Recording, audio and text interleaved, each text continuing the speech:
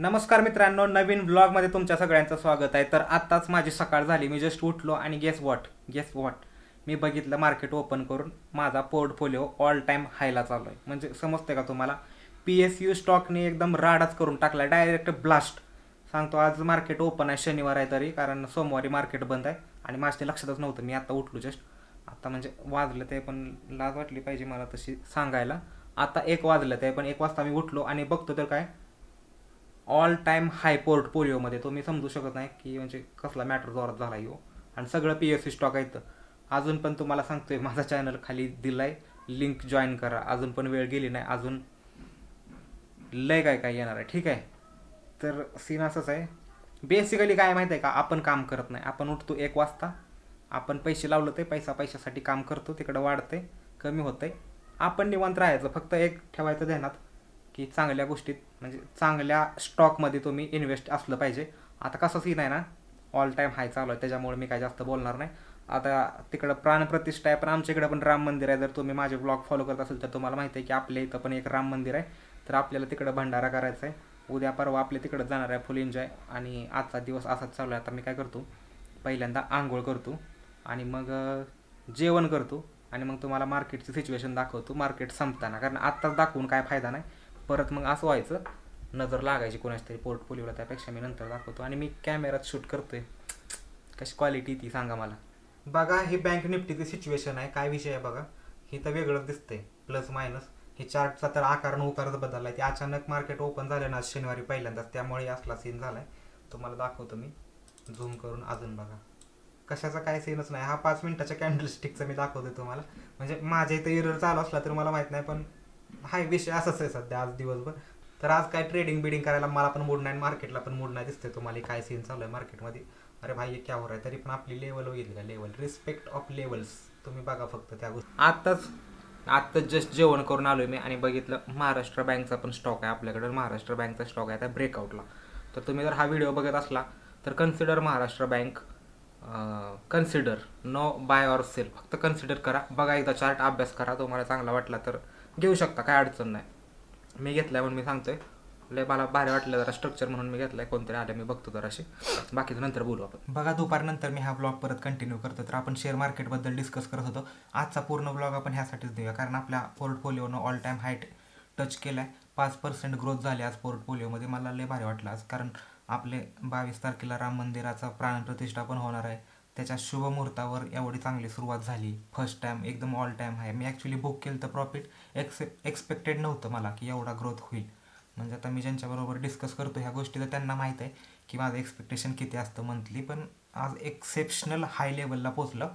तर हेच मी तुम्हाला सांगायला आलो की सीन काय ना, की काही लोकांना वाटतं पॉलिटिकल आयडिओलॉजी असेल किंवा मग धार्मिक गोष्टी असतील, या सगळ्या गोष्टी, की लोकांना वाटतं की काय साध्य केलं मंदिर बांधून. बघा, मंदिर बांधल्यामुळं इकॉनॉमीत किती फरक पडतो ह्याचं उदाहरण हे. म्हणजे आता तुम्हाला सांगतो काय, रेल्वे स्टॉक आज A to Z रेल्वे स्टॉक्समध्ये अप्पर सर्किट लागलेलं. Can you imagine that.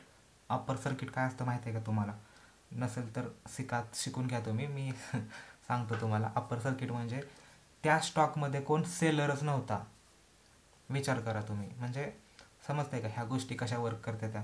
आता हे सगळं झालं रेल्वेचं. Fertiliser stocks fire, defence fire, railways तर आत्ताच आपण डिस्कस केलं. मी माहिती काढून आलो, हे तुम्ही सगळं करून ठेवले. परत नाही, इन्फ्रास्ट्रक्चर वगैरे डेव्हलपमेंटचे सगळे स्टॉक फायर. PSU सेक्टर, ते तर नरेंद्र मोदी साहेबांनी सांगितलं की इन्व्हेस्ट करा. नरेंद्र मोदींनी सांगितल्यापासून PSU stock almost minimum 75% maximum 200 ते 250% वाढले. ते म्हणजे विचार करा, शेतापादाराची जमीन जरी एकूण तुम्ही पैसा लावला असताना तर आज त्याच्या 4 पटीनं तुम्ही जमीन घेऊ शकला असतो. म्हणजे माझ्या बोलण्याचा उद्देश समजून घ्या. लगेच कोणी शेजारच्याची जमीन विकून पैसे लावू नका. तर विषय एवढाच आहे की प्रपोगंडा, पॉलिटिकल आयडिओलॉजी ह्याच्यापासून लांब राहावा. मंदिर आपल्या श्रद्धेचा, आस्थेचा भाग झाला ती वेगळा गोष्ट. आस्था श्रद्धा काय, हा ठीक आहे, त्याचा भाग झाला ती वेगळी गोष्ट आहे. पण इकॉनॉमी पण हा एक लय मोठा फॅक्टर आहे, तो मॅटर करतो. त्याच्यामुळं प्रत्येक गोष्टीकडनं असं वाईडली बघत जावं, असं ह्या नजरेतनं बघत, संकुचित दृष्टीतून बघत जाऊ नका. एवढंच मला तुम्हाला सांगायचं आहे ह्या व्लॉगमध्ये. हा व्लॉग कमी माझ्या नॉर्मल व्हिडिओसारखाच झाला आहे. तर प्राणप्रतिष्ठेच्या शुभमुहूर्तावर आपण ते पण करणार आहे. आता एवढ्या सगळ्या चांगल्या गोष्टी चालल्या तेच, तर देवासाठी थोडंफार करणं आपल्या मनापासून. मला काय फायदा होतोय म्हणून करणं वेगळी गोष्ट आहे, पण माझ्या मनाला वाटतंय म्हणून मी आधीच ठरवलेलं, म्हणजे 1-1.5 महिन्याआधीच ह्याचं बोलणं झालं होतं की आपलं मंदिर आहे आपल्या घरी, म्हणजे गावचं घरचं मंदिर आहे, तर तिथं आपण कार्यक्रम ठेवणार आहे प्राणप्रतिष्ठेच्या दिवशी आणि भंडारा पण ठेवणार आहे. तर त्याचे पण व्हिडिओ येईल उद्या, त्याचं प्रिपरेशन परवा मेन व्हिडिओ. तर ठीक आहे, हा व्हिडिओ तुम्हाला कसा वाटला मला एकदा सांगा. छोटे छोटे व्हिडिओ बनवते कारण थोडी इन्फॉर्मेशन देतोय, तर मी छोटे व्हिडिओज टाकतोय. तर आजचा हा व्हिडिओ माझा स्टुडिओमधनंच होता, इथनं मी काय बाहेर गेलो नाही. स्टुडिओ ऑफिस माझं सगळं हिथंच आहे, कारण हिथं मला बसून पैसे भेटतात, तर हेच माझं सगळं आहे असा विषय. मला इथनं काय बाहेर जावं लागत नाही. त्यामुळे जर व्हिडिओ तुम्हाला आवडला असला तर लाईक करा, चॅनल सबस्क्राईब करा आणि परत एकदा बेल बटन चालू करा. नोटिफिकेशनच जात नाही, मी बघितलं नोटिफिकेशनमध्ये. ठीक आहे, तर तुम्हाला मी दाखवतो एक सॅम्पल. हे नॉर्मल स्टॉक आहे ते माझे.